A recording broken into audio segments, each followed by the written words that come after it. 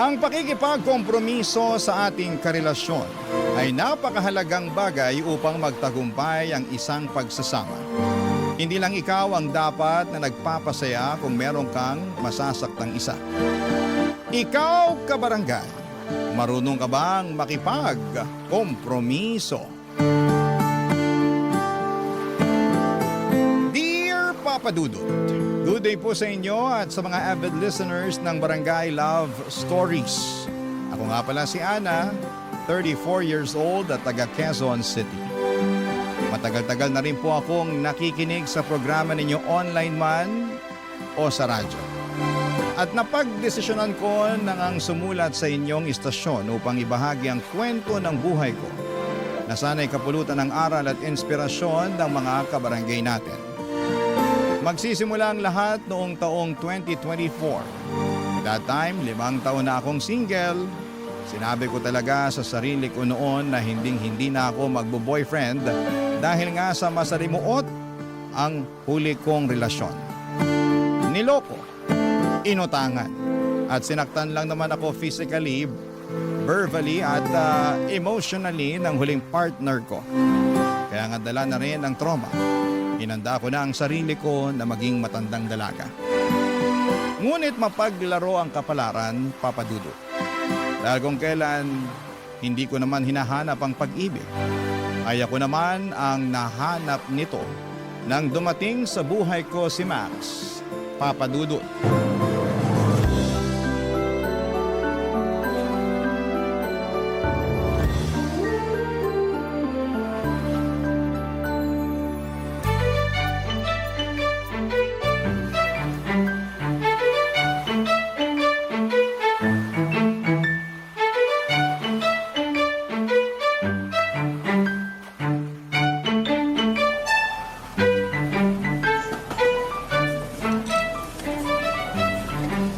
Uy, alam mo, nice yung kape na pinili mo. Alin, tong Vietnamese? Oo, isa yan sa paborito kong orderin dito sa cafe na to eh. Pero ngayon, ito ng sea salt latte ang gusto ko. Mukha nga masarap yan kasi di mo naman yan magiging paborito kung hindi. Pero parang lahat naman yata sa cafe na to masasarap eh. Pati na tong mga cake nila oh. Alam mo, di talaga ako mahilig sa matatamis pero mukhang mauubos ko tong isang slice ng cheesecake nila. Di kasi ganun katamis eh. Pwede sa mga 30 na. Ikaw talaga, puro kabiro. Uy, hindi yun biro ah. Mga ganitong edad, 35 pataas dapat controlled na yung blood sugar. Mahirap na, baka maaga tayong sumalangit. Ay hala, huwag naman. Biro lang, sa maaga sumalangit. Ayoko pa rin naman kasi nga gusto ko pang i-enjoy yung buhay ko. Saka para maalagaan ko pa ng husto yung mga anak ko. Ha? Anong sabi mo? May mga anak ka na? Naku, di ko ba yung nasabi sa'yo sa chat? Magugulat ba naman ako ng ganito kung nasabi mo? Wala kang nasabi na may mga anak ka na pala, Max. Pasensya ka na, Ana. Pero meron na. 2. 2 pa talaga? Oo Mga anak namin sila ni Valerie, yung ex-partner ko. Pero wala na kami ngayon ha. Aba, dapat lang kasi bakit ka ngayon makikipag-date sa akin kung kayo pa, di ba? Tsaka lakas naman ang loob mong magpakalat-kalat sa dating app. Single naman na talaga ako dahil matagal na kaming tapos ni Valerie. Siguro mga 2 o 3 taon na. Pero may mga anak kami nung nagsama kami. Babae tsaka lalaki na edad 6 at 4 na taon. Si Valerie ang nag-aalaga sa kanila tapos sinusustentuhan ko lang sila. Tama naman na hindi mo tinatakasan ng responsibilidad mo sa mga anak mo. Oo naman. Pero yun na nga. Anong ayun na nga? Hindi naman porket may anak na ako hindi na ako pwedeng humanap ng bagong karelasyon, di ba? Wala naman siguro masama doon. Besides, ilang taon na rin akong single. Kagaya mo, tapos na rin kami ni Valerie at sa mga anak na lang namin ako may pakialam. Kaya ako nasa dating app para makipagkilala. Tapos ito, nakilala kita at magkasama tayo ngayon. Tama naman at wala naman talagang masama doon lalo na pareho naman tayong single.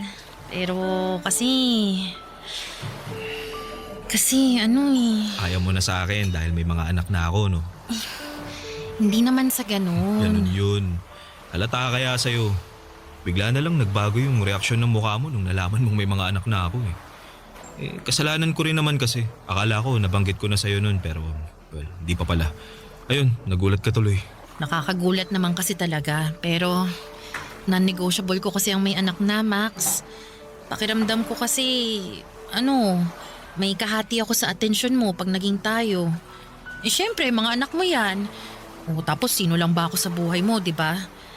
Kaya buti na lang nabanggit mo pa rin sa akin ang tungkol sa bagay na yan bago pa lumalim ang kung ano mang meron tayo.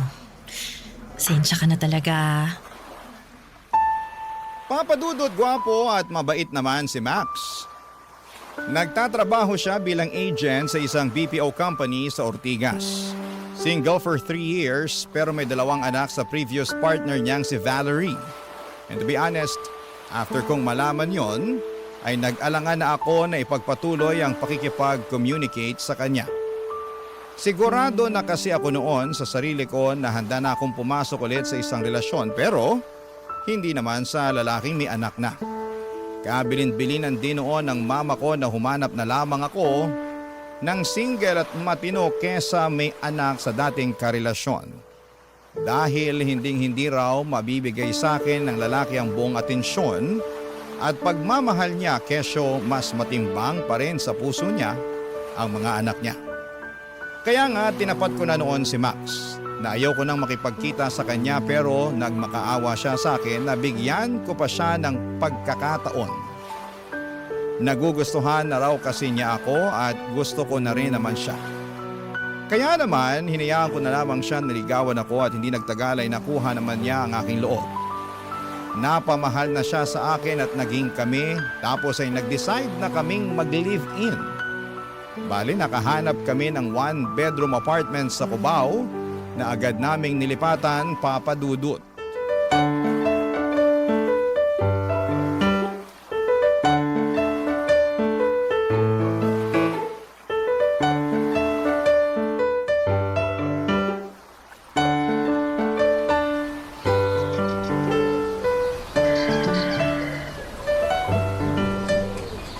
Yes po. Tawag na lang po kayo pag nasa gate na kayo ng subdivision namin. Opo. Ipakausap niyo na lang po sa akin yung gwardiya para papasukin kayo. Apa. Salamat po. Sino yung kausap mo, Ani? Yung magde-deliver ng mga binili nating furniture last time sa mall. Ngayong araw na ba yon? Ang bilis nilang mag-deliver, ha? Oo naman. Sabi naman sa'yo, di ba, mabilis lang sila kaya nga gustong-gusto ko rin bumili. Ay, sa wakas, magmumukha ng bahay tong apartment natin. Malalaman na natin ang mga gamit. Excited na ako. Oo nga eh. Ako rin, excited na rin ako. Basta, ako nang bahala sa pagbubuhat at pagtutulak, ha? Oo naman. Huwag mo ko nga asahan dyan, kasi tingnan mo nga tong katawan ko. Patpatin. Kumpara naman sa'yo na malaki ang mga muscle mo. Oo nga eh. Kayang-kaya nga kitang buhatin eh, di ba? Gusto mo sample? Huwag mo nang tangkain, tatamaan ka sa akin. Tsaka, bakit mo ako bubuhatin? Ano ko, bata? Uy, bakit? Bata lang ba ang binubuhat? Para sa akin, oo. Tsaka mamaya baka masyado tayong malibang tapos biglang tumawag na lang sa akin yung magde-deliver. Speaking, ayan na yata. Kunin ko lang yung phone ko para masagot ko na. Ay, nako. Hindi naman pala sa akin yung nagre-ring. Mukhang sa akin yata yun. Teka, kunin ko lang, ha. Oh. Si Valerie? Ha? Bakit siya tumatawag? Hindi ko alam eh. Buti pa, sagutin ko muna. Sige. Hello, Valerie? Bakit ka napatawag? Max? Max, nasan ka? Bakit? Nandito sa sa apartment namin ni Ana. Bakit? Anong sabi niya? Teka, ila-loudspeaker ko para marinig mo. Pwede bang pumunta ka rito sa ospital? Ita-text ko na lang sa iyo yung address. Ha? Bakit? Sino nasa ospital? Yung bunso natin. Anong nangyari sa kanya? Mamaya ko na lang ikukwento. Hinahanap na ako ng doktor eh. Ako lang mag-isa rito. Pumunta ka na, please. Hinahanap ka na rin ng anak natin eh. Kanina pa siya, papa ng papa. Please, Max, kailangan ka ng anak natin. Oo, sige, pupunta na ako. I-text mo sa akin yung address ng ospital, ha? Hintayin niyo ako. Sige, salamat. Aalis ka? Oo kailangan daw ako ng anak namin. Pero kailangan din kita rito. paparating na yung delivery truck. Paano ko bubuhatin yung mga gamit dun? Magpatulong ka na lang muna sa kanila. Bayaran mo na lang. Pakisiyuan mo, ikaw na muna ang bahala. Pasensya na Han, pero kailangan ko talagang umalis eh. Narinig mo naman, di ba? Nasa ospital daw yung bunso namin, tsaka hindi ko alam kung bakit kaya kailangan kong pumunta dun. Wala naman akong magagawa eh. Mukhang alis ka na talaga, eh di sige, umalis ka na. Ana, please, intindihin mo naman sana ako. Anak ko na yung pinag-uusapan dito. Papa Dudut, bago ko sinagot noon si Max ay ilang ulit niyang sinabi sa akin na hindi ko raw magiging kahate sa kanyang atensyon ng mga anak niya. At naniwala naman ako dahil nga mahal ko na siya ng mga panahong yon. Pero iba pa rin pala kapag may mga biglaang sitwasyon katulad na lamang noong emergency na nangyari sa anak nila ni Valerie. Kaya kinailangan niyang pumunta sa ospital. Dahil sa labis na pag-aalala sa kalagayan ng anak niya ay iniwan ako ni Max. At hinayaan na ako lamang ang umasikaso sa paglipat namin. Sakto pa naman na dumating noon yung truck na nagkakarga ng ilang malalaking furnitures na binili namin sa mall noong isang araw. Ako lang tuloy ang nagmaniobra noon para maipasok sa bahay. Nagpatulong na lamang ako sa driver at pahinante para mabuhat ang malalaking gamit. Buti at nasa ground floor lang naman kami. Nagtip na lamang ako sa kanila pero ako na lang mag-isa ang nag-ayos ng mga yon sa loob ng apartment namin. Pagod na pagod ako, Papa Dudut. At masama rin ang loob ko sa nangyaring biglang pag-iwan sa akin ni Max. Nang araw na yon, Papa Dudut. Barangay Love Stories. Barangay Love Stories. Papa Dudut, nag-sorry sa akin si Max pagka-uwi sa apartment namin dahil sa biglaan niyang pag-alis. Tapos ay sinabi niya sa akin na okay na raw ang anak niya na noon ay nalaglag sa hagdanan kaya nabalian ng buto sa binti. Gusto ko sanang magtampo pero nakonsensya naman ako dahil naaksidente nga ang anak niya. Kaya naman inunawa ko na lamang. Pinalagpas and eventually ay nagkaayos din kami ni Max. Nangako si Max na babawi sa akin at ganun nga ang ginawa niya. May isang araw na siya ang naging pudong abala sa pag-aayos ng mga gamit sa apartment namin. Gumawa siya ng mga cabinet, nagpintura, nag-set up ng mga karagdagang furnitures na binili namin online at kung ano-ano pa. Isang araw pareho kami noon na may lakad na work-related. Ako ay may meeting sa labas kasama ang mga kaibigan ko para sa negosyong pinaplano namin. Samantalang si Max naman ay may shift. Nagbago kasi noon ang schedule niya na dating panggabi.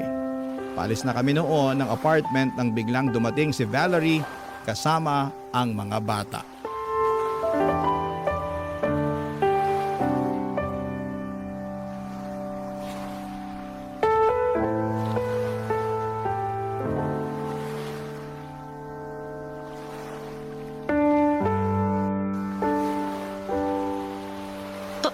Paano mo nalaman tong address ng apartment namin? Binigay ko sa kanyahan. Bakit mo naman ginawa yun? Wala naman siguro masama dun, di ba? Meron. Kasi tingnan mo. Andito ngayon yung babaeng yan. Kasama pa yung mga anak ninyo. Ana, pasensya ka na talaga. Wala lang kasi talaga ako mapag-iiwanan sa mga anak ko kundi dito kay Max. Kung meron lang hindi naman ako dito didiretso. Pero ayun, wala nga kasi. Kaya nakikiusap ako. Dito muna sa inyo yung mga anak namin kahit hanggang bukas lang ng gabi. Kailangan ko kasing umuwi sa probinsya dahil na-ospital ang mama ko. Hindi ko naman maisasama ang mga bata dahil alagain sila. Kaya dito mo iiwan. May mga trabaho rin naman kami ni Max. Paano namin naalagaan yung mga bata? Pwede mo naman sigurong ipagpaliban yung lakad nyo ng mga kaibigan mo, Han, di ba? Para ikaw na lang muna magbantay sa mga bata. Kasi kailangan ko talagang pumasok sa trabaho. At bakit ko naman gagawin yun? Importante rin naman yung lakad ko. Lalabas lang naman kayo ng mga kaibigan mo, di ba? Hindi lang yun basta labas, no? Meeting din yun. Pag-uusapan namin yung plano naming negosyo. Max, nakalimutan mo na ba? Sinabi ko yun sa'yo kagabi. Sorry, baka nakalimutan ko na. Pero sige na naman. Pumayag ka na. Di hamak naman na mas mahalaga yung trabaho ko kaysa sa lakad mo eh. pakiusapan mo na lang yung mga kaibigan mo na ituloy na lang sa ibang araw yung meeting nyo. O di kaya sila na lang muna kasi, kamo may gagawin kang mahalaga. Ay, wow! Ako pa talaga ngayon ang kailangang mag-adjust. Hindi ko naman anak yung mga batang yan ah. Anak mo naman yan, di ba? Please, Han. Huwag mo nga ako matawag-tawag na Han. Nanggigigil ako sa'yo. Max, kung ayaw ni Ana na alagaan yung mga bata, aalis na lang kami. Hindi. Dito mo na sila iwanan. Sabi mo wala ka mapag-iiwanan sa kanila, di ba? Tsaka di mo naman sila pwedeng daling pauwi. Saka mas makakasigurado ako na ligtas sa mga anak ko pag nandito sila sa bahay namin. Kaya wag na kayo umalis. Dito mo na sila iwanan. Salamat talaga, Max. At pasensya na ulit sa abala. Wala nga naman yun. Sabi mo nagmamadali ka na. Oo nga eh. Mauna na ako. Baka maiwan pa ako ng bus na sasakyan ko. Salamat ulit ha. Bye.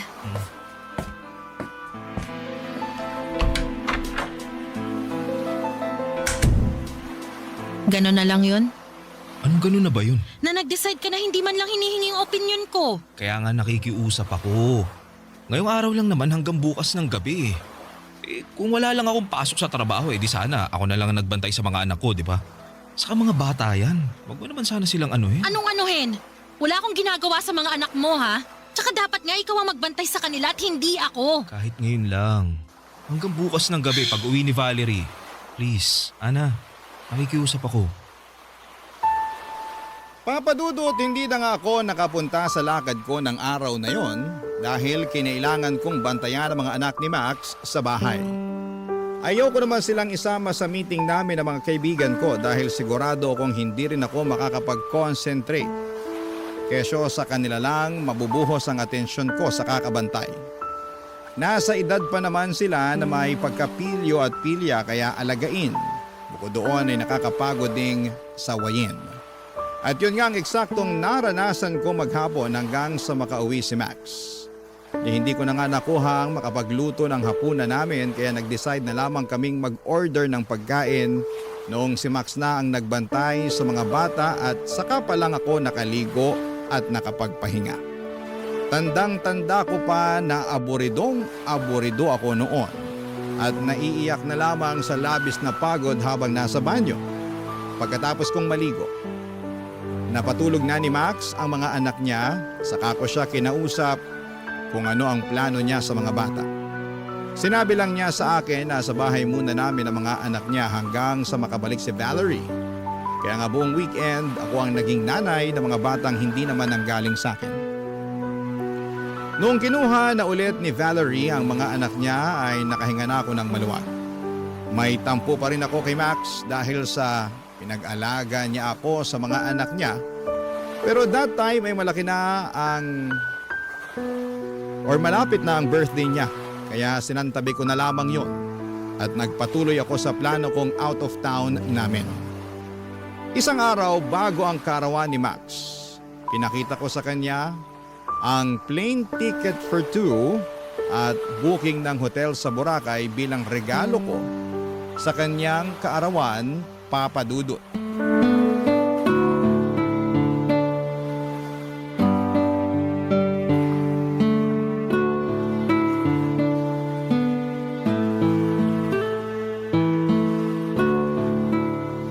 Surprise! Di ba pangarap mo makapunta sa Boracay? O yan, regalo ko para sa birthday mo. Plane ticket yan ng flight natin mamayang madaling araw at booking ng hotel. Bukas na talaga to? Oo, sakto sa birthday mo para doon na tayo sa Boracay magse-celebrate. May plano ka palang ganito pero di mo man lang sinabi sa akin. Bakit ko naman sasabihin? Di hindi na sorpresa yun. Kaso birthday din kasi ng panganay ko bukas. Tsaka nagpaplano si Valerie na mamasyal sa amusement park dahil yun daw yung gusto ng anak namin Ha? Anong sabi mo?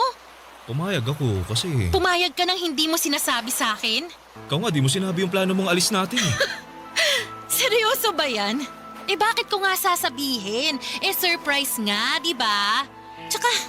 Tsaka hindi ko naman alam na birthday din ng panganay mo bukas. Nasabay kayo at may plano na pala kayo ng nanay ng mga anak mo at kamo pumayag ka na naman ang hindi sinasabi sa akin. Sasabihin ko naman sana sa'yo. Yayayain pa nga kita para sabay na lang namin i-celebrate ng anak ko yung birthday At namin tingin mo, papayag ako. Ano naman? Intindihin mo naman sana. Anong gusto mong intindihin ko? Hindi ko naman alam kung kailan ang birthday ng mga anak mo eh. Hindi ko rin naman responsibilidad na alamin yun. Ang focus ko lang rito ay yung birthday mo. Matagal kong pinlano yung alis natin kasi nga alam ko na gustong gusto mo makapunta ng Boracay. Hindi ko naman alam na may iba ka palang gustong gawin sa birthday mo tapos hindi mo man lang sinabi sa akin agad. Pag sinabi ko ba sa'yo agad, papayagan mo ko na mag-celebrate kasama ang anak ko. Hindi! Ano naman? Max naman! Bakit kita papayagan may alis nga tayo bukas? Ayan na yung ticket oh! Bayad na yan! Bayad na rin yung booking ng hotel. Bukas na yan eh, hindi ka naman makaintindi. Gusto ko lang naman makasama ang mga anak ko sa birthday namin.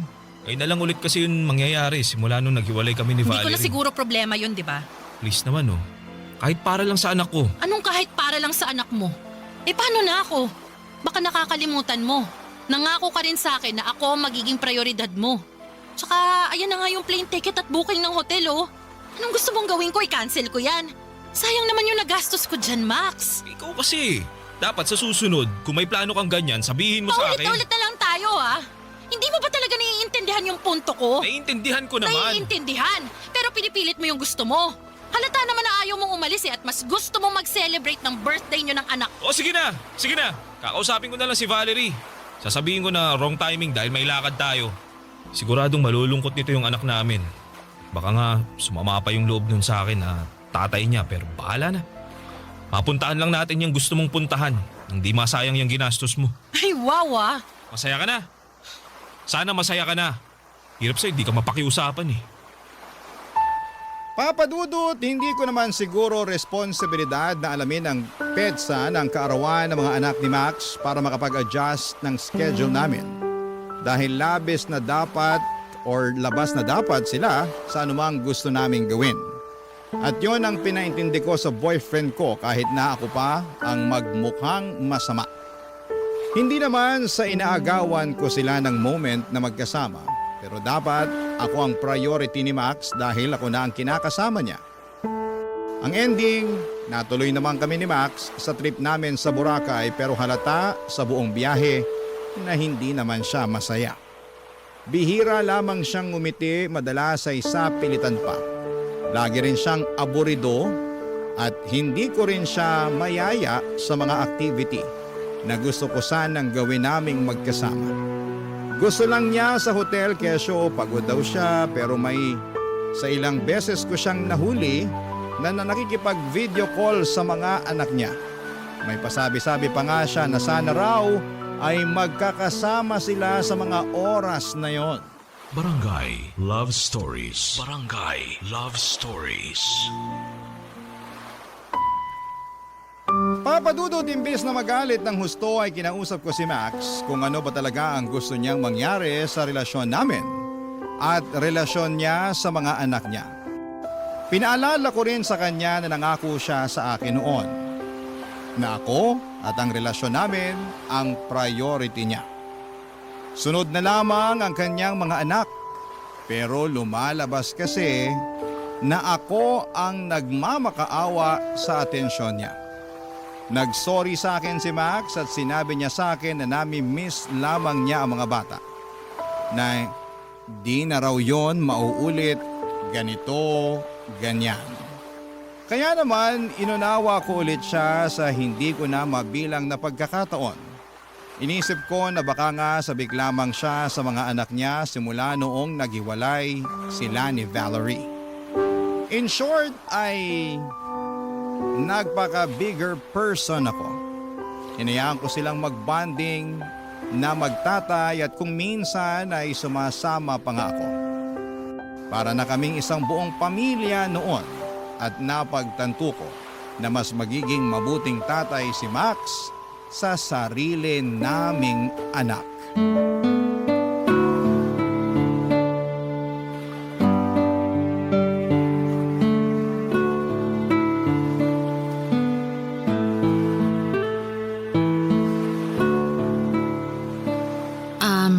Han, pwedeng magtanong? Oh, ano yun? Huwag ka magagalit ah. Ano nga? May plano ka bang pakasalan ako? Oo naman. Kung ganon, ilang anak ang gusto mo? Ha? Kasi 'di ba pag nagpakasal na tayo, magkakaanak na tayo. Pero hindi naman ako nagmamadaling magpakasal. Pwede naman nating unahing magka-baby kasi nga hindi na rin ako bumabata. Baka mahirapan na akong magbuntis kung hihintayin ko pa na pakasalan mo ako bago tayo magkaanak. Ang totoo niyan, Ano yun? ayoko na kasing magkaanak pa tayo, Han. Ha? Bakit naman? Kasi kasi nga ikaw na nga may sabi na hindi ka na bumabata. Ayoko namang ilagay sa alanganin yung buhay mo pag pinilit pa natin magka-baby. May katrabaho ko. Nasa edad natin sila tapos nabuntis yung misis niya. Pinilit kasi niyang magkalalaki kaso ayun, hindi kinaya. Namatay yung asawa niya pati na rin yung baby nila. Hindi naman pare-pareho ang tao. Hindi porket nangyari yun dun sa asawa ng katrabaho mo, mangyayari na rin sa akin. Anong malay natin? May iba pa palang nangyari, di ba? Baka nagkakomplikasyon sa panganganak kaya siya nagkaganon. Oo nga, pero concern lang naman ako sa'yo. Ako naman ang magbubuntis. Katawan ko naman to. Tsaka nang dahil lang dun ipagkakait mo na sa akin ang kagustuhan kong maging isang magulang. Bakit? Kasi may mga anak ka na kaya ayos lang sa'yo na hindi magkaanak. Ganon.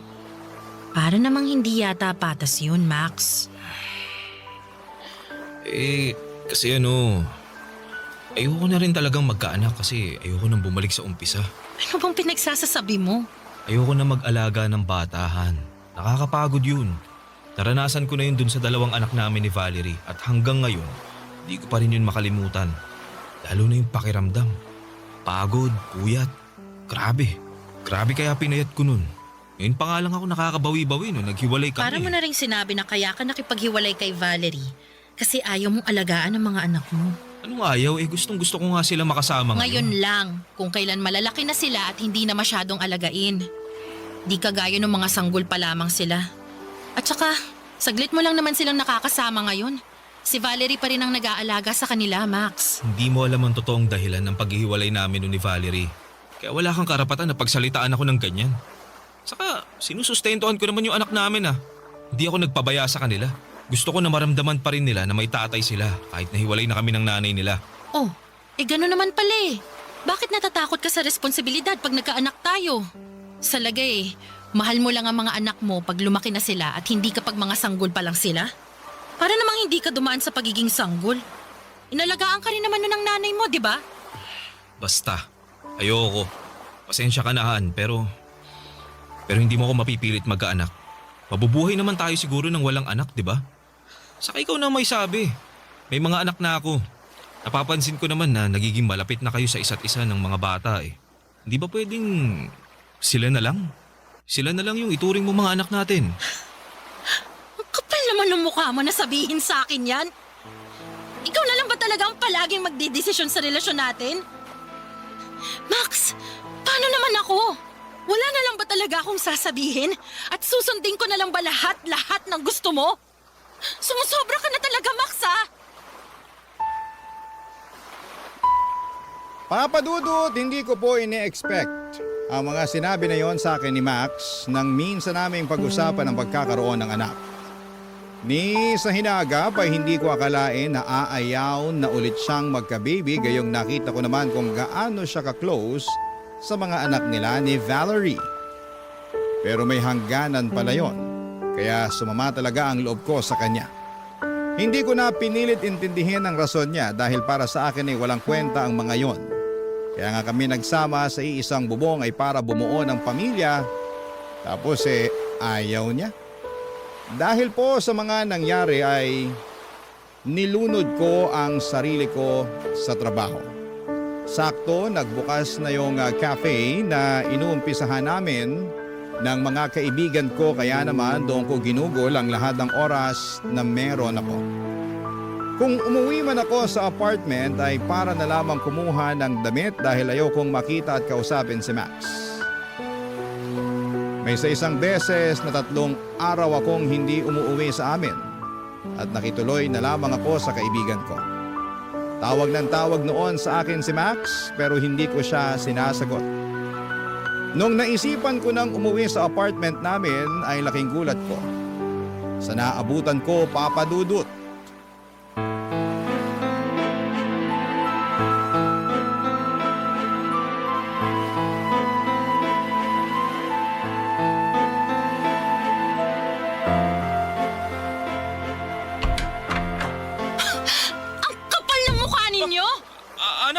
Anong ginagawa mo rito? Anong ginagawa ko rito? Baka nakakalimutan mong apartment ko rin to. Akala ko ba umalis na yung babaeng yan, ha, Max? Bakit bigla siyang nagpakita ngayon? Ano, may nakalimutan ba siya? Yan bang sinabi sa'yo ng lalaking yan? Na umalis na ako, ganon? Pwes, para sa kaalaman mo, hindi ako umalis sa pamamahay na to. Kaya anong ginagawa niyo rito ng mga anak mo, ha? Pinapunta kami rito ni Max. Ang kapal din talaga ng mukha mo, Max! Napunta ko lang naman si Valerie rito para lutuan ako ng pagkain at tulungan maglinis nitong apartment. Ilang araw ka na rin kasing hindi umuuwi. Wala nang nag-aasikaso sa akin. Bakit? Hindi ka ba marunong magluto ng sarili mong pagkain? Hindi ka ba marunong maglinis ng apartment natin? Tanda-tanda mo na, Max, ha? Kailangan pa ba talagang asikasuhin kita? Tsaka sa dinami-rami ng tao na papupuntahin mo rito sa bahay, yan pang babaeng yan. Pwede namang tumawag ka ng tagalinis. Problema ba yun? Wala naman sigurong masama doon. Kasama ko naman yung mga anak namin. Tsaka, kasalanan mo rin naman. Masyado mong pinababayaan si Max. Ayan tuloy. Anong pinababayaan ang pinagsasasabi mo dyan? Nakwento lang naman niya yung problema ninyo. Yung mga hindi mo pag-uwi kasi nagtatampo ka sa kanya. Alam mo, kung umasta ka, daig mo pa yung mga anak namin. Hindi ka na bata para sa kaalaman mo, Ana. Umayos ka. Umasta ka na naaayon sa edad mo. Huwag ka masyadong pabebe. Aray! Ana! Bitawan mo si Valerie! Ana! Tama na! Pa ako! Ano ba? Wala akong pakialam kahit kulang pa yan sa mga pinagsasasabi mo sa akin! Ano ba kasi yun? Wala naman akong ginagawa sa'yo! Anong wala? Namumuro ka na sa akin eh! Inintindi ko na kayo ng mga anak mo, lalo na pag kailangan nila ang tatay nila. Tinanggap ko sila rito sa pamamahay namin, pero sinimantala mo lang yon at hindi ka marunong dumistansya. Lakas pa ng loob mo na sabihin mong kasama mo naman ang mga anak ninyo ni Max. Kung matino kang babae, alam mo na may kinakasama na siya, edi sana umiwas ka na. Feeling ko talaga para-paraan lang yan para mapalapit ka kay Max eh. Ginagamit mo lang yung mga anak nyo. Ano? Ha? Tama ba ako? Sige, sabihin mo, tama ako! Ha? Ana! Tama na! Bitiwan mo na si Valerie! Sige, bibitiwan ko siya. Pero etong sa'yo! Bakit mo ako sinampal? Dahil napakakapal ng mukha mo. May pasabi-sabi ka pa na ako yung magiging prioridad mo. Pero hindi ko naman yan maramdaman. Maling-mali talaga na binigyan pa kita ng pagkakataon na mapalapit sa buhay ko eh. Sana, nun pa lang iniwasan na kita. Akala mo talaga sa akin tanga, no? Akala mo mabibilog mong ulo ko? Akala mo mapapasunod mo ako sa gusto mo? Walang hiya ka? Wala ka naman palang planong magkapamilya tayo pero gusto mo maging nanay ako ng mga anak mo? Tapos ano? Tapos ngayon harap-harapan mo akong niloloko dahil sa pagpapapunta mo sa babaeng yan dito sa bahay natin? Sobrang sama mo, Max! Wala kang puso! At ang kapal ng mukha mo! Ang kakapal ninyong lahat! Kaya lumayas kayo sa bahay ko ngayon din! Alis! Umalis kayo! Ana, please, pag-usapan muna Wala na natin tayong ito. dapat pag-usapan! Tapos na tayo, Max! Hiwalay na tayo! Papadudot nakipaghiwalay nga ako kay Max ng araw na yon at pinalayas ko sila ni Valerie kasama na ang mga anak nila sa apartment na ako ang nagbabayad. Ang kakapal na mga pagmumukha nilang tumuloy doon at umakto na parang isang masayang pamilya. Samantalang meron silang nasasaktang iba. Iyak ako ng iyak maghapon hanggang sa nakatulugan ko na lamang ang labis na kalungkutan. Hindi nga nagtagal ay nabalitaan kong nagkabalikan sila Max and Valerie. Muli na naman akong umiyak at nasaktan nang malaman ko yon, papadudot. Pero hindi ko na planong habulin pa ang dati kong kasintahan. Dahil alam ko na simulat sa Paul, wala na talaga akong laban lalo na at may mga anak sila. Dapat talaga na hindi na ako noon nagpadala sa matatamis niyang salita. Di sana ako nasaktan. Dahil wala naman akong ginawang masama. Sa kasalukuyan, papadudot ay nagmo-move on na ako at masasabi ko namang maayos ang disposisyon ko sa buhay. Umalis na rin po ako sa apartment namin ni Max at inubos ko na lamang ang oras ko ngayon sa business namin ng mga kaibigan ko. Pero neto lamang October ay biglang nag-chat sa akin si Max para sabihing natanggal siya sa trabaho at nangungutang siya ng pera para sa panganganak ni Valerie. Hiyang-hiya raw siya sa akin pero wala na akong pakialam sa kanya. Sinabihan ko siya na huwag na niya akong kakausapin kahit kailan. Sabay block sa kanya at doon ay nakaramdam ako ng kaginhawahan sa dibdib ko. Maraming pong salamat, Papa Dudut. Sakaling mapili po ninyong i-air ang kwento sa programa ninyong Barangay Love Stories. God bless and more power sa inyong istasyon. Ang inyong forever kapuso at kabarangay, Ana. Ano ang masasabi mo sa ating Barangay Love Stories today? Aabangan namin yan sa aming comment section. Ang mga kwento ng pag-ibig, kwento ng buhay, at kwento ng pag-asa dito sa Barangay Love Stories.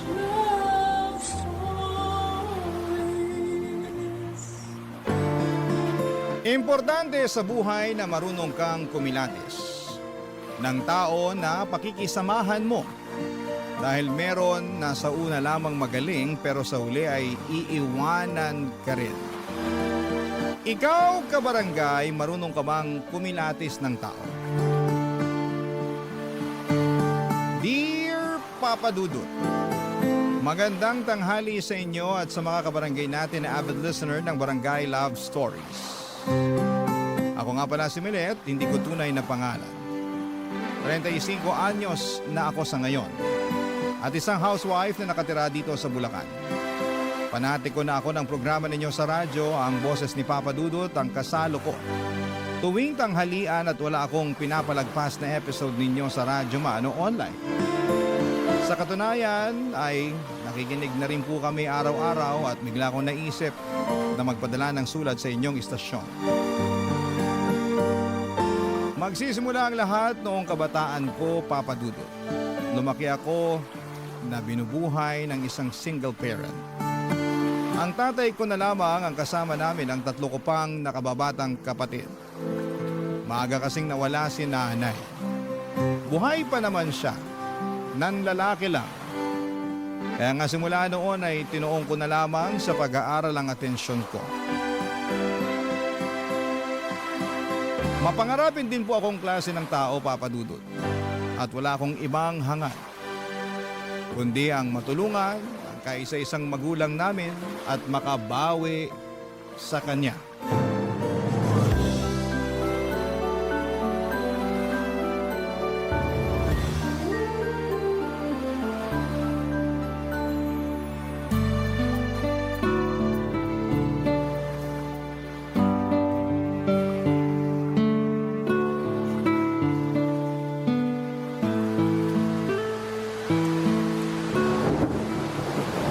Naku, Tay! Basang-basa po kayo sa ulan ah. Oo nga eh. Saka ko na lang naalala na wala pala akong dalang payong nung malapit na akong makarating sa pinuntahan ko. Kaya nga nagbadali ako pa uwi pero naabutan pa rin ako ng ulan. Kaya nga po eh. Buti pa, ikukuha ko muna kayo ng tuwalya ah. O sige anak, salamat. Tuwalya. Asan na ba yung tuwalya? Ay, eto. Nakita ko na.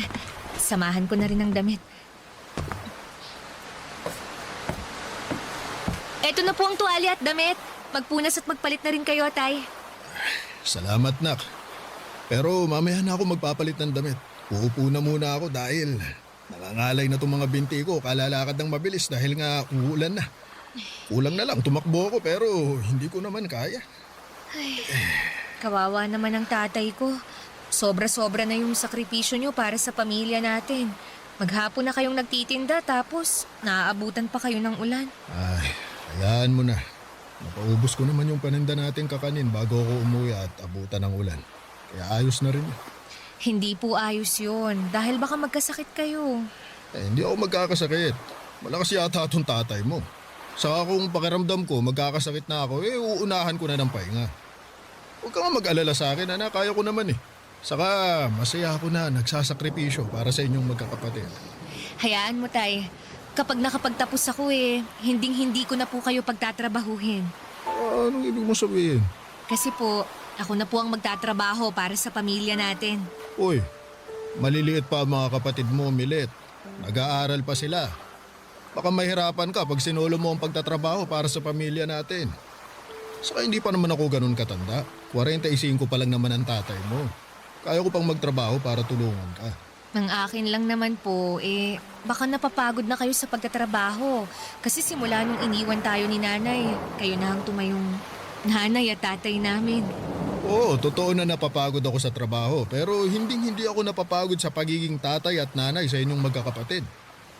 Sa katunayan, kayo ng mga kapatid mo ang inspirasyon ko, kaya ako nagsisikap at nagpapatuloy sa buhay.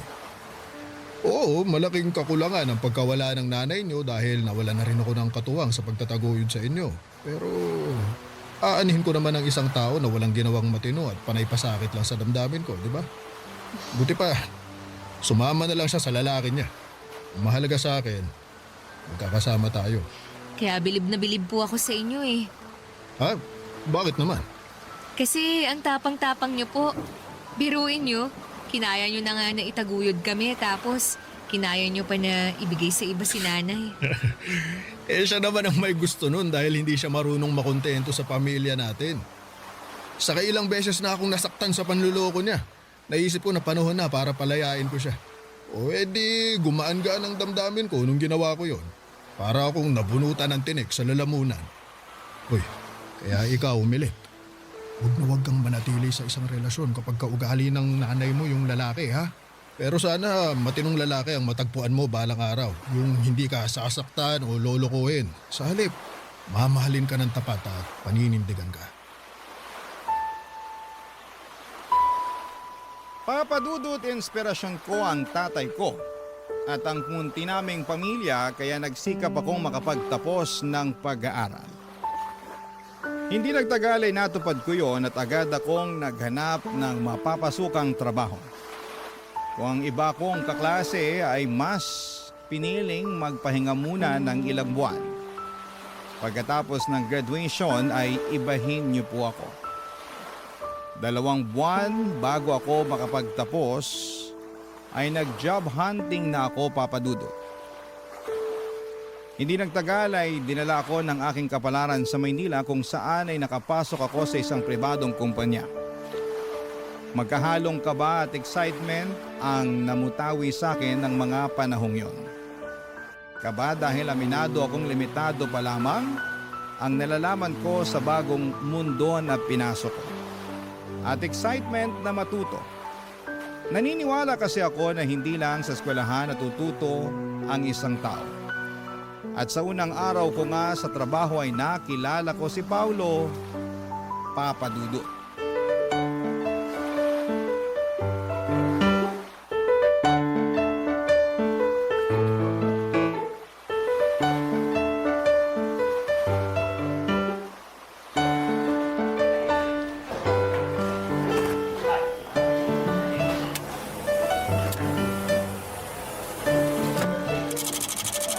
Teka, paano ba paganahin to?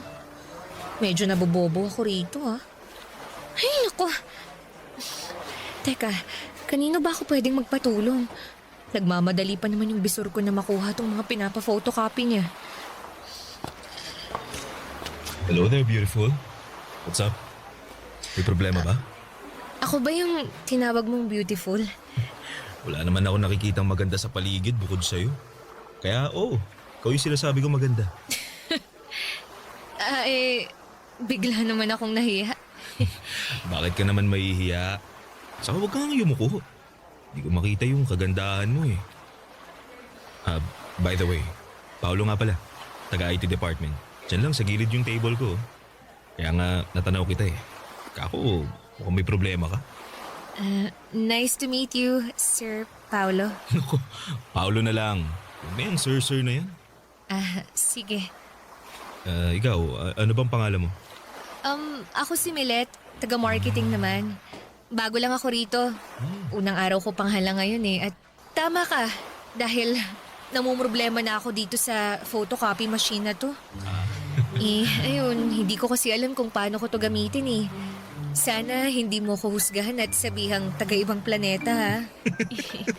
Bakit ko naman sasabihin yun eh? Nakakalito naman talagang gamitin yan. Saka, unang araw mo pa lang. Normal yun. Makakapag-adjust ka rin. Buti pa, turuan na lang kita kung paano gamitin yan. Okay? Akin na. Akin na yung ipo-photocopy mo. Ayan. Salamat. Ganito lang gagawin mo. lagay mo tong papel dito sa feeder. Tapos, check mo muna kung may papel sa tray para sa pagkokopyahan mo.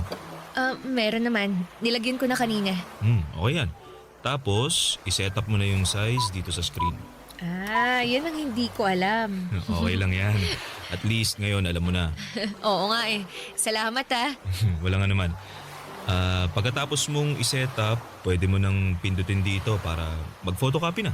Yan. Wow, ganun lang pala yun. Ang galing ah. Oo, automatic na yan. Di mo na kailangan isa-isahin kasi mas matagal yun. Siguruhin mo lang na walang staple wire yung mga papel mo kasi kakainin yan. Matatagalan ka. Noted. Ayan, tapos na. Grabe, ganun lang pala yun kadali. Salamat talaga ah. Wala yun. Pero, tinandaan mo ba yung mga tinuro ko? Oo naman.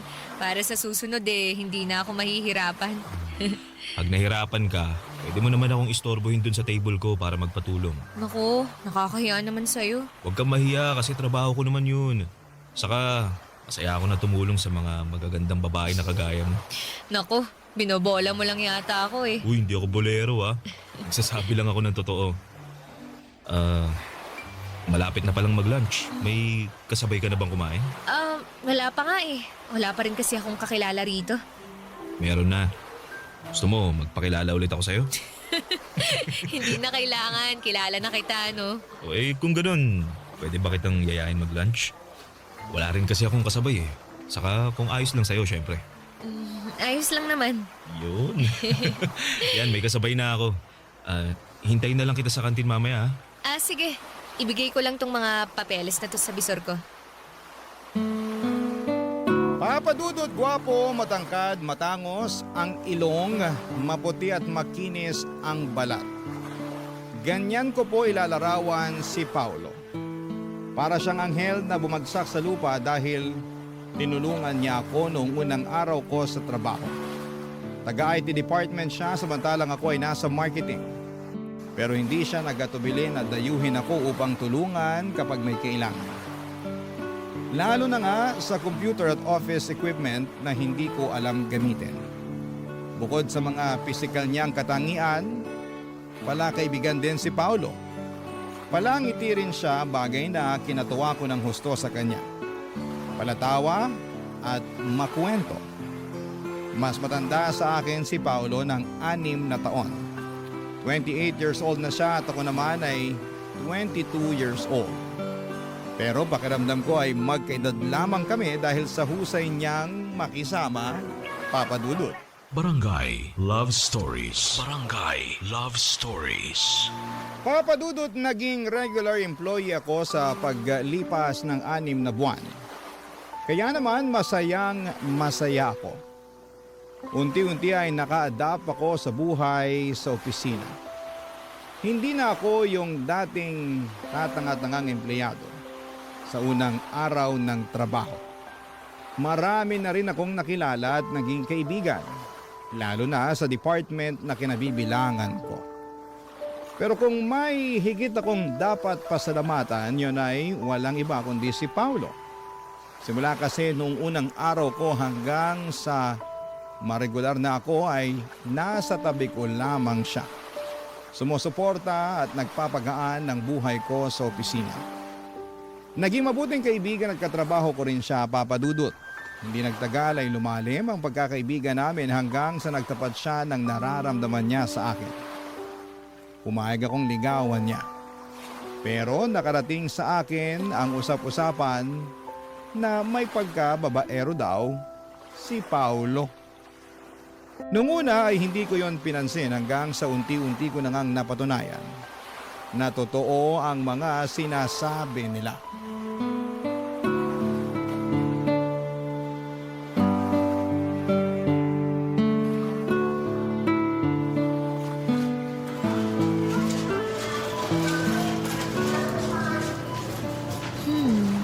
Bili kaya ako nitong sauce na to. Sabi ni tatay, masarap daw to kasi napanood niya sa TV. Sige, bilhin ko na nga. Tapos ano pa nga bang kulang? Teka. Kuha na rin ako ng mga delata para may stock sa bahay. Sumipa si baby? Sige nga, pahawak nga nun dyan mo, mahal. Ayan o, dali. Ano? Nararamdaman mo ba? Oo nga, sumipang. Hello, baby. Excited na si daddy na lumabas ka. Ako rin. Paulo? Milet? Sino yung babaeng yan, mahal? Katrabaho ko lang, mahal. Hi, Milet. Nag-grocery ka rin pala rito? Oo. Pero ngayon pa lang naman. Narinig ko kasi na mura raw ang mga paninda rito kaya sinubukan ko. Oo, totoo naman. Lagi nga kami dito ni Krista eh. Hindi mo ba ako ipapakilala sa katrabaho mo, mahal? Oo, syempre. Ipapakilala kita. Nga pala, Milet, si Krista. Fiancé ni Paolo. Nice to meet you, Milet. Nice to meet you rin. Buti pa, mauna na ako kasi marami pa akong bibilihin eh. Sigurado ka ba? Bakit naman hindi? Ha?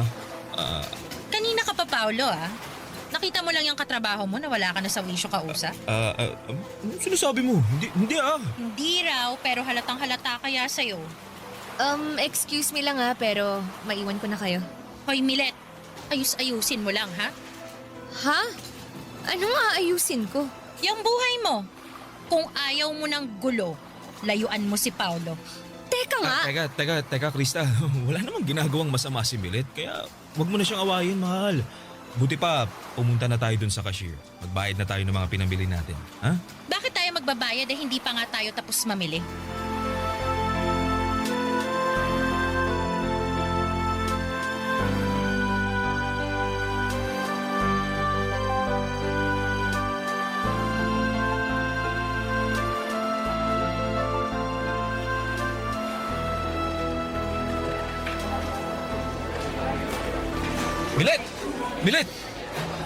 Milet, sandali lang. Bakit ba?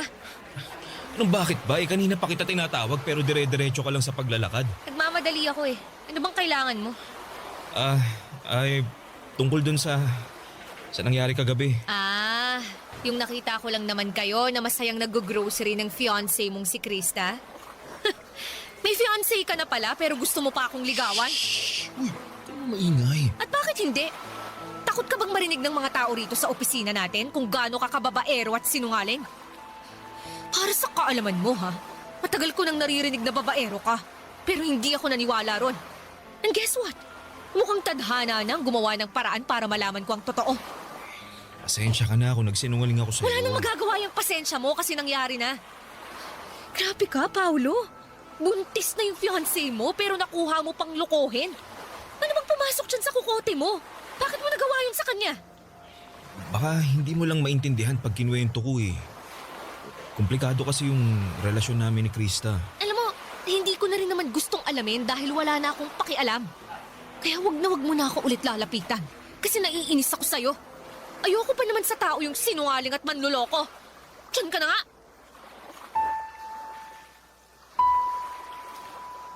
Papadudot, hindi ako makapaniwala sa natuklasan ko tungkol kay Paolo. At kahit na nga humingi na siya ng pasensya sa akin ay wala na ring magagawa yun. Dahil nasaktan ako ng husto. Nagugustuhan ko pa naman siya noon at nagbabalak ng sagutin pero buti na lamang at nalaman ko ang katotohanan bago pa man mangyari ang bagay na yon. Simula noon ay iniwasan ko na si Paolo lalo na pag nagkikita kami sa opisina. Hanggat maaari ay ayoko siyang tignan sa mga mata. Naiilang kasi ako at nasasaktan. Oo, hindi naman naging kami pero nagsinungaling pa rin siya sa akin. Kaya nga malaki rin ang panghihinayang ko sa aming pagkakaibigan na sinayang lamang ng pagiging maharot niya. Mabilis na lumipas ang isang buwan at akala ko ay hindi ko kayang mag-move on kay Paolo. Lalo at magkatrabaho kami. Pero nakakausad naman ako. Kaya lang bigla na naman niya ulit akong ginulo. Papadudot.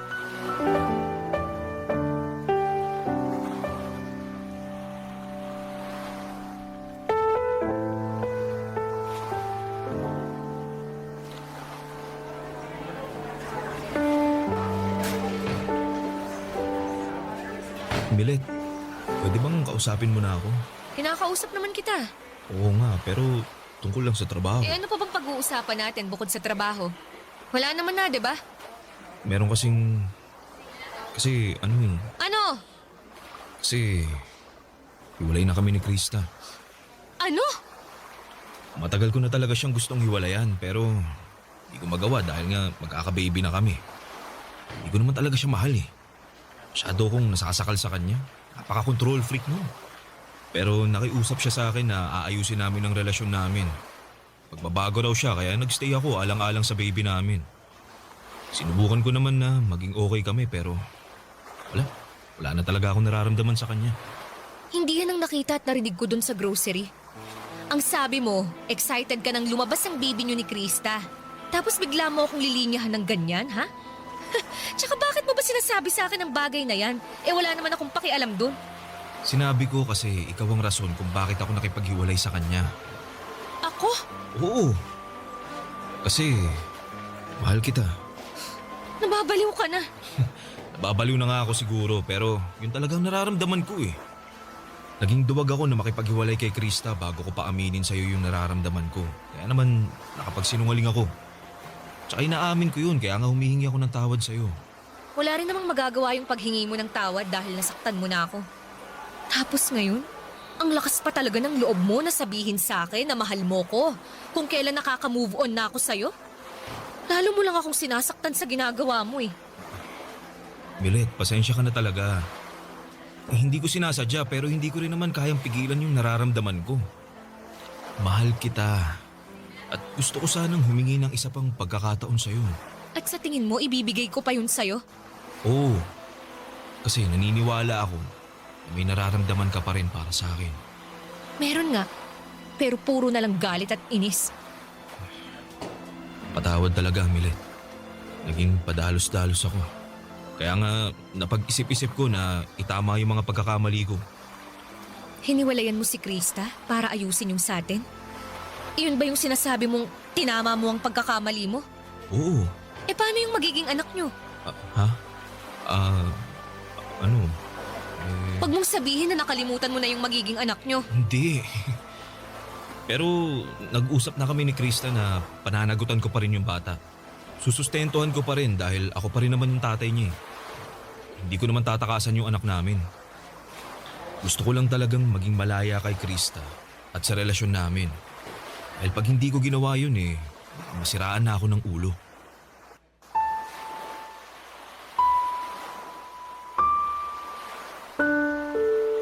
Papa Dudut, tawagin niyo na akong tanga, bobo, lukaret at uto-uto. Pero wala na akong pakialam pa.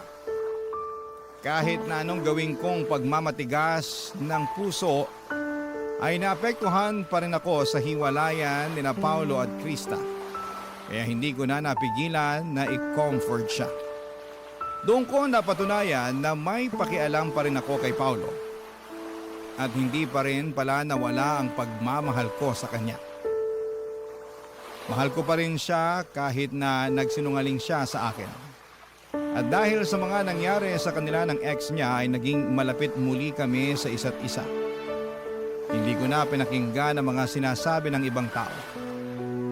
Basta, ang focus ko ng mga panahong yon ay si Paulo. Wala na rin namang masama sa pagiging close namin dahil single naman kaming pareho. Hindi nga nagtagal ay niligawan ako ni Paulo at nagpaligaw naman ako. Barangay Love Stories. Barangay Love Stories. Papadudot, naging masugid si Paulo sa panliligaw sa akin kaya nga hindi ko na pinatagal yon. Dahil makalipas ang isang buwan ay sinagot ko na siya. Sobrang saya namin lalo na ako dahil siya ang first boyfriend ko. Ewan. Ang lakas ng karisma ni Paulo at kahit na nung iwas ko ay hindi ko siya mahindian at malayuan. Naisip ko na baka sign na rin yon ng universe na magka-boyfriend na ako dahil masyado akong focus sa pag-aaral nung estudyante pa lamang ako. Up to the point na kinalimutan ko nang lumandi. Kaya nga pinagbigyan ko na ang sarili ko na maging masaya sa relasyon namin ni Paulo.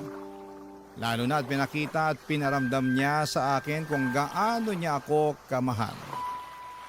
Ang isang bagay lang na hindi ko gusto ay yung ilang beses niya akong pinilit na may mangyari sa amin.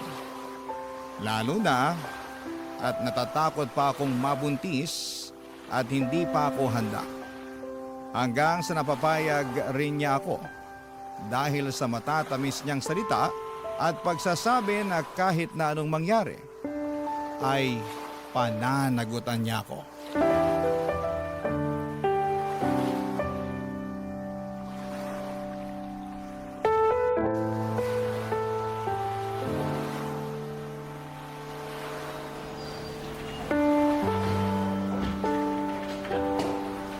Paulo, may sasabihin ako sa'yo.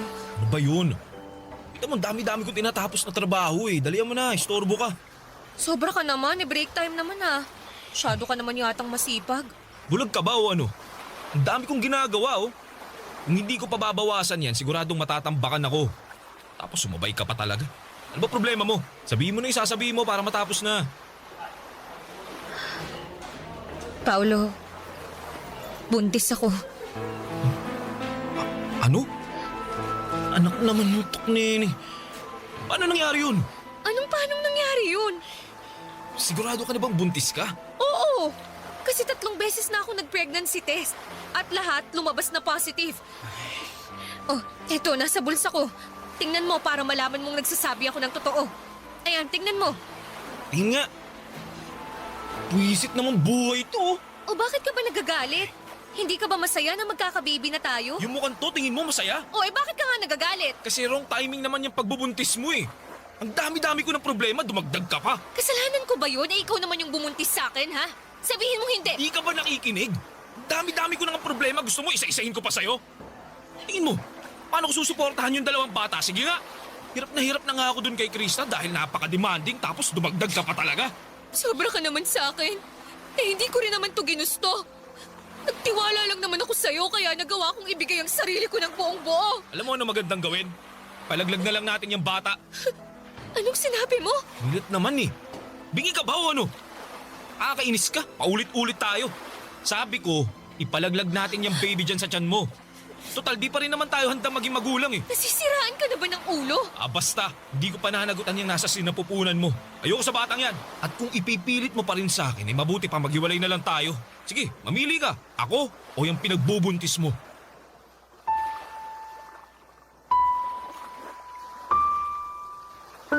Papadudot, nangyari na nga po ang kinakatakutan kong mangyari nang hindi tanggapin ni Paulo ang magiging anak namin. Para po akong binuhusan ng malamig na tubig na may isang katutak na yelo kaya nagising ako bigla sa katotohanan. Na nagsinungaling na naman sa akin ang nobyo ko. At ngayon ay pakiramdam ko ay malaki ang natalo sa akin dahil nga sa nabuntis niya ako. Litong-lito ako ng mga panahong yon lalo na at nagsimula ng lumayo ang loob sa akin ni Paulo. Tinakot niya pa ako na makikipaghiwalay sa akin kapag hindi ko pinalaglag ang baby namin. Pero mas takot ako sa karma kaya hindi ko ginawa ang bagay na yon. Hindi nagtagal ay sinabi ko sa tatay ko ang katotohanan at pareho kaming umiyak dahil sa mga nangyari sa akin. Pinayuhan niya akong ipabarangay si Paulo para ireklamo. Pero bago yon ay may nangyari sa opisina na hindi ko makakalimutan.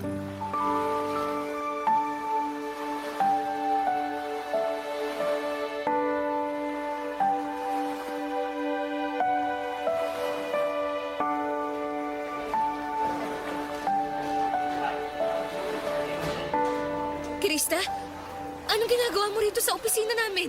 Ikaw talagang pinunta ko rito dahil nang gigigil ako sa'yo, malandi ka! Ano ba sa tingin mong ginagawa mo? Ano pa? E di tinuturuan ng leksyon ng mga katulad mong higad! Ahas! Ano bang kasalanan ko sa'yo, ha? Malaki! Dahil inagaw mo lang naman sa akin si Paulo!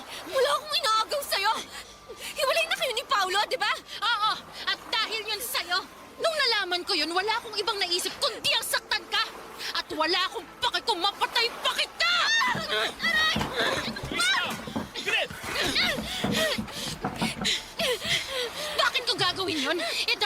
naman yan sa babaeng yan? Pwede ba, Krista? Tapos na tayo. Alubayan mo na ako. Ano ba yan? Magkakababy na tayo, di ba? Hindi naman talaga natin pwedeng ayusin ang relasyon natin. Nag-usap na tayo. Wala nang pag-asa na maayos ang relasyon natin. Walang pag-asa dahil sa babaeng yan. Oo, nagmamahalan kami ni Milet. Kaya pabayaan mo na lang kami. Ayoko! Hindi ko kayo hahayaang maging masaya! Ha? Dapat sa yung babae ka, sinasabunutan! Kakalbunutin ang ahas ka! Iwan mo ako, Krista! Napakawalang yama! Ikaw ang walang hiya! Malandi! Mga agaw! Hindi ako malandi! At wala akong inagaw sa'yo! Ano ba, tumigil na nga kayo? Pinagtitingin na tayo ng ibang tao. Nakakaya kayo. Krista, tama na sabi. Bitiwan mo si Milet. Bitiwan mo na! Wisit naman! Aray! Paulo, ano ba? Iwan mo nga ako! Doon ka nga! Milet, ayos ka lang. Huwag mo akong hawakan! Milet naman, bakit mo ako sinampal? Kulang pa nga yan! Dahil kasalanan mo ang lahat ng to! Paano ko naging kasalanan si Krista ang nanggugulo? Kasalanan mo! Kasi masyado kang malandi! At kasalanan ko rin! Kasi nagpauto ako sa'yo! Pero na-realize ko na malaking pagkakamali talaga na binigyan pa kita ng tsansa na mapalapit sa akin. Sana talaga umiwas na lang ako sa'yo noon nung may pagkakataon pa. Tapos ngayon, sinaktan pa ako ni Krista. Hindi ko kayo mapapatawad! Kayong dalawa! Bakit? Anong ka? Akala mo, hindi ako pinalaki ng tatay ko na duwag, no? Pwes, dyan ka nagkakamali! Walang iya ka. Ano to? Dugo? Bagay pala sa'yong may dugo sa nguso. Halika! Kulang pa yan at dadagdagan ko pa! Milet, ano ba? Tumigil ka na! Ikaw ang tumigil! Simula sa araw na to, huwag ka nang lalapit sa akin! Kayong dalawa! Hindi ko nahahayaang kuluhin niyo pa ang buhay ko! Magsama kayong dalawa! Mga baliw! Mga baliw!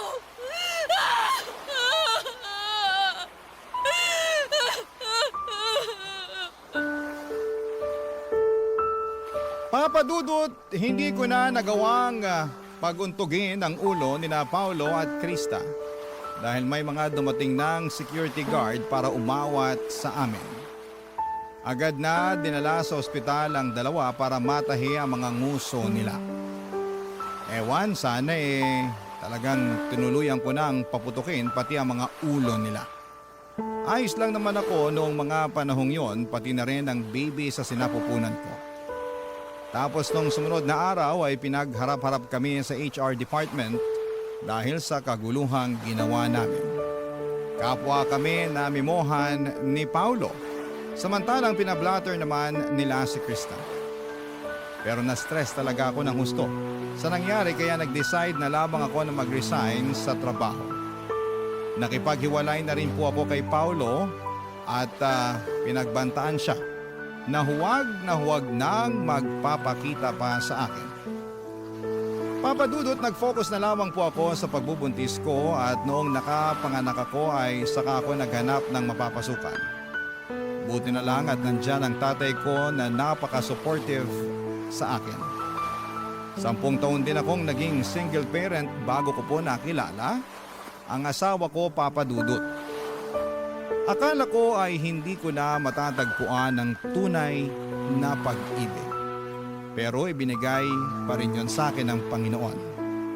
Kaya nga malaki ang pasasalamat ko sa Kanya at nagsilbi na lamang aral sa akin ang mga pinagdaanan ko. Sa kasalukuyan ay happily married na po ako sa mabait at responsable kong asawa. Tanggap niya ang anak namin kaya naman masayang masaya ako. Hanggang dito na lamang po ang sulat ko, Papa Dudut. Maraming salamat po sa pagbasa ng aking liham. God bless. And more power sa Barangay Love Stories. Ang inyong forever kapuso at kabarangay, Milet. Uy, kabarangay! Agree ka ba sa ending ng ating barangay love stories na ito? i-share mo na ang feelings mo sa ating comment section.